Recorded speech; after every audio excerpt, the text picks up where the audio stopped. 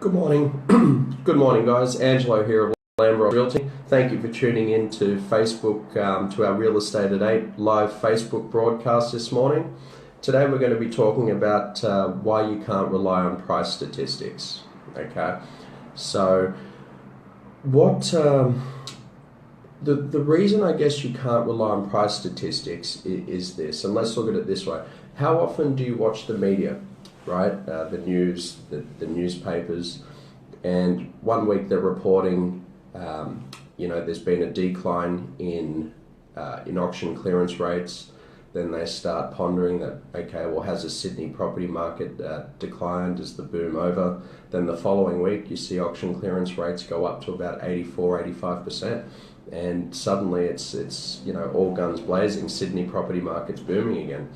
And as a consumer, I guess most of you would be sitting there scratching your head going, all right, well, what do I believe? Who's right? Who's wrong? What's the market doing? And it causes all sorts of confusion. So I guess in short, the media tends to jump on the bandwagon. So further to that, media publishes CoreLogic almost daily as a credible source of accurate information. Despite the Reserve Bank of Australia recently declaring it had stopped relying on CoreLogic house price figures because it believed them to be inaccurate. So this is from Reserve Bank of Australia themselves. The Reserve Bank of Australia realised that CoreLogic was also trying to rejig its daily home value index in mid-year and did not tell anyone publicly, including the RBA. So CoreLogic obviously was caught out, and now everyone is asking why they won't release the back series in full methodology to their adjusted daily home value index, which apparently had been recording a booming Sydney housing market. Okay, so research was conducted by hotspotting.com.au to further look into this. So CoreLogic figures were showing big increases in Sydney prices. And it made no sense because A, sales activity had dropped markedly, and B, researchers were showing a big drop in the rate of price growth. Okay, so again, sadly, media does what it always does, and it reported the CoreLogic figures as gospel, despite the fact they were showing otherwise. Now, but in saying that, so figures were based on dodgy data, basically. But the issues about price statistics go way beyond the problems of CoreLogic. Okay, in Sydney, for example, obviously I'm using Sydney because it's an area of operation. Both Residex and CoreLogic reported an annual growth rate for houses around 11%, but both Domain and SQM said the growth rate had dropped by very low levels. So the annual growth rate for Sydney apartment ranged anywhere between 0.4% to 12.8%. So, again, you'd sort of be sitting there scratching your head going, who do I believe? What's right? What's wrong? So I think what's important here, guys, is as Australians, you fully understand how flawed price statistics can be.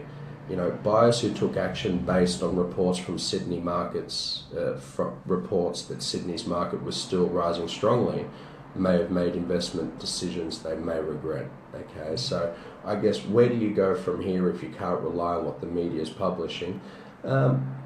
Listen to what they're saying, but my advice would also be to look at what others are saying as well. So going back to what CoreLogic and Residex had both published, you've got a 0.4% to 12.8% range. So you'd be thinking to yourself, all right, who do I believe? Something's very wrong there. So then I would advise, sort of going forward and doing your own research further still to see what's happening, to get an accurate measure of, what's happening. So, I think the proof's in the pudding. If the RBA is not relying on CoreLogic's price data, that should raise alarm bells for you too. And remember, the media is going to be quick to jump on the bandwagon of, whatever's seasonal they'll attach to, and then a week later they'll start talking doom and gloom. So don't read too much into that, guys. And if you look at the property market you've got to look at it over a long duration, not short term. Short term, yeah, sure, you'll see kinks, you'll see ups, downs, you'll see plateaus. Nothing drastic with the exception of the past 2 years of recent times where the Sydney property market did boom. But, generally speaking, the property markets do rise. And yeah, you do have glitches in between, but certainly nothing to worry about. So, just take the data on board. Obviously do your own research. Don't solely rely on what's put there in front of you and take it as gospel. Research and then draw your own conclusion. That would be my advice. If you guys have any questions on today's topic, you're more than welcome to email me at info@lambrosrealty.com.au. More than welcome to call me on 0286287128, which obviously many of you have been doing with our past broadcasts, and thank you for that, and glad we could help you.